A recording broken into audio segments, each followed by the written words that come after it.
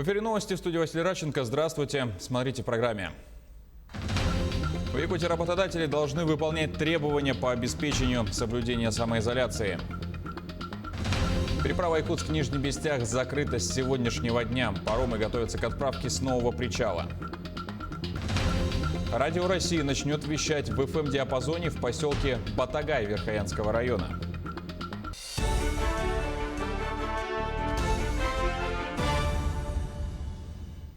191 новый случай коронавируса выявили за сутки в Якутии. Об этом сообщила замруководителя регионального оперативного штаба Ольга Балабкина. Якутск – 104 случая, Алданский, Мегино-Кангаласский районы по 8, Вилюйский – 7. Нерюнгринский, Нюрбинский и Алекминский по 6 случаев. В остальных районах от 1 до 5 заболевших. Летальных исходов от COVID-19 за последние сутки 2. Лабораториями региона проведено свыше 4200 исследований. Я хочу обратить внимание на позиции, которые у нас продлены указом главы Республики Саха-Якутия в части продления режима повышенной готовности. К сожалению, мы до сих пор не можем ввести в очный режим работы наши учреждения спортивной дополнительной подготовки и, соответственно, учреждения дополнительного образования. Их работа приостановлена до особого распоряжения главы Республики Саха-Якутия в режиме повышенной готовности. Кроме того, сохраняется режим изоляции для граждан старше 65 лет и, соответственно, граждан, которые страдают хроническими заболеваниями. И в связи с этим усиливаются меры, направленные на усиление волонтерских движений по доставке продуктов, оказанию помощи пожилым гражданам. Согласно указу главы Якутии, в начале новой недели предприятия торговли, общепита и сферы услуг площадью свыше 400 квадратных метров закрываются на дезинфекцию до 12 часов дня. С утра арендаторы в своих помещениях проводят полный цикл генеральной уборки, протирают полки, дезинфицируют входные ручки и двери хлорсодержащими препаратами. Вместе с тем на дезинфекцию выходят работники клининговых компаний, которые дезинфицируют эскалаторы, лифты, входные двери. Раз в неделю также обрабатываются генератором холодного тумана вентиляционные системы. Вообще дезинфекция, конечно, каждый день в обязательном порядке. И генеральная уборка раз в неделю, как положено, в понедельник до 12 часов. Что именно обрабатываете? Все поверхности. Большое внимание уделяется, конечно, тому, что покупатели трогают руками. Это тележки, корзинки, двери, кассовые зоны. И вообще все остальное, конечно, тоже. А чем именно обрабатываете? Хлор 0,015% раствор. Более 2500 протоколов за нарушение режима ограничений против COVID-19 составили в Якутске. Данные приведены с начала ограничительных мер, объявленных весной этого года. За минувшие выходные в ходе рейдов по ночным развлекательным заведениям составлены 20 протоколов. Из 2500 предписаний ММУ МВД Якутская на данный момент рассмотрела порядка 1700.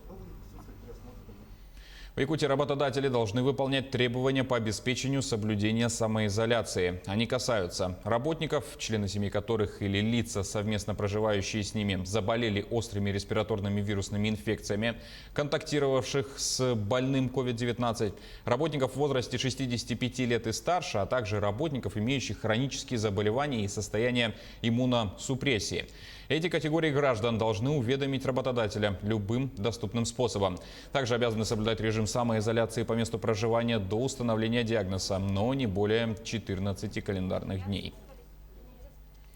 Избивший до смерти своего подчиненного, мужчина осужден. Прокуратура Нерюнгри поддержала гособвинение по уголовному делу в отношении жителя Иркутской области.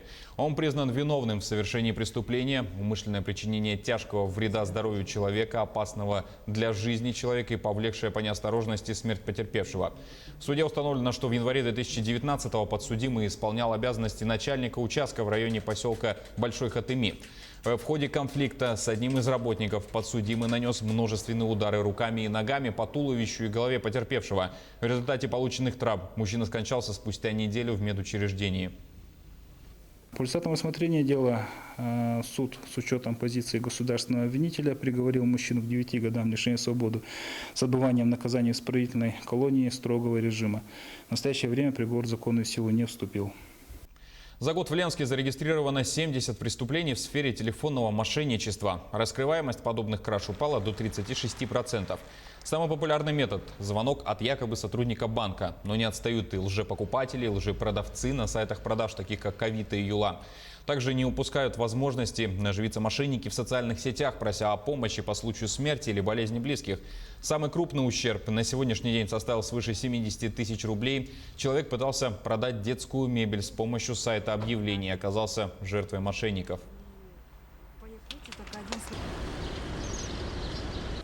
В основном эти преступления остаются нераскрытыми, потому что это преступления очень такого масштабного характера, межрегиональные. Получается, это орудуют преступники с разных районов территории Российской Федерации.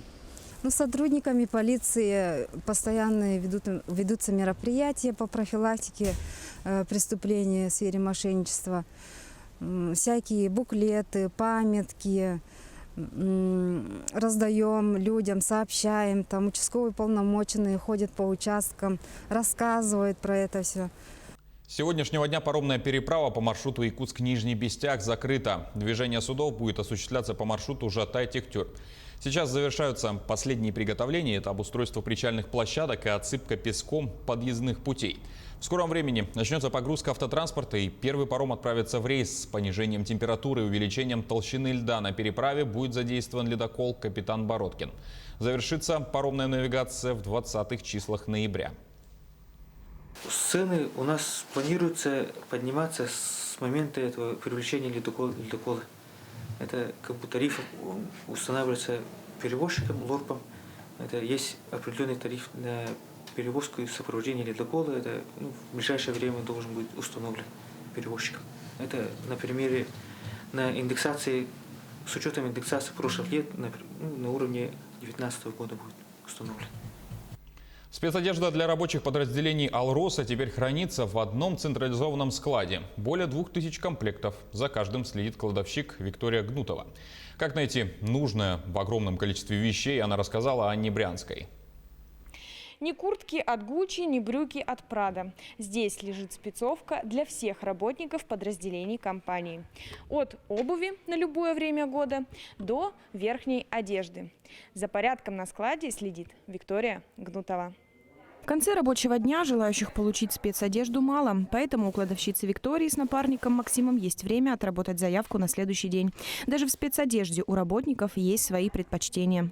У них есть выбор, либо они могут, некоторые любят валенки, кто-то предпочитает, кто-то сапоги, они выбирают, то есть мы на выбор предлагаем. Если он приходит, говорит размер, и мы ему по его размеру показываем выбор, который мы можем ему предложить. Кто-то принципиально носит валенки. Девочки тоже носят валенки, особенно в Ирылях. Любят валенки, там холодно, они постоянно на улице. Такой подход не смогли не заметить работники Мирнинского обогатительного комбината. Не просто сказали Виктории спасибо, отблагодарили в корпоративных чатах.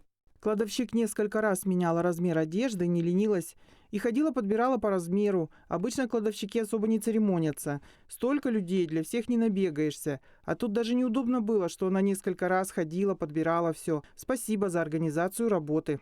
У каждого работника есть свой стандартный набор спецодежды. Водителям достаточно брюк, куртки, ботинок и термобелья. А вот шахтеров нужно одеть, начиная с нижнего белья, заканчивая касками. У нас даже есть расчески, платочки. Очищающие пасты, крема, то есть очищающие пасты, которые пользуются перед работой, пасты и крема, которые пользуются после работы, гели для душа, антисептики, средства от комаров у нас есть. Все, мы обеспечиваем полностью всем. В этом году этот склад стал централизованным для всех подразделений. Когда всю спецодежду свезли в одно место, кладовщик с коллегами схватились за голову. Но уже через пару месяцев навели порядок. За целый день, признается Виктория, бывает и не присядешь. Мальчик работает, а девочка руки в брюки.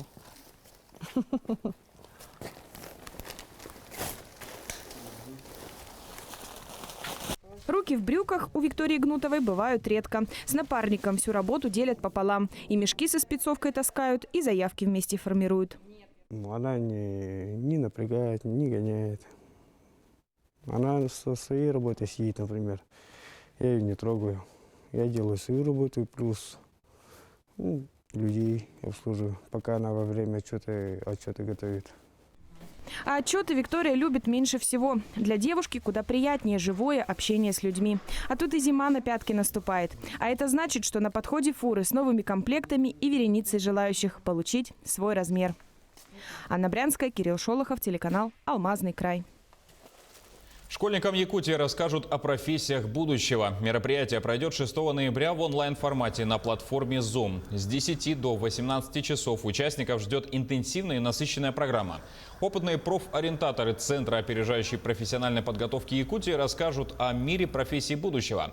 В ходе вебинара участники узнают, для чего придуман атлас новых профессий и насколько действительны его прогнозы.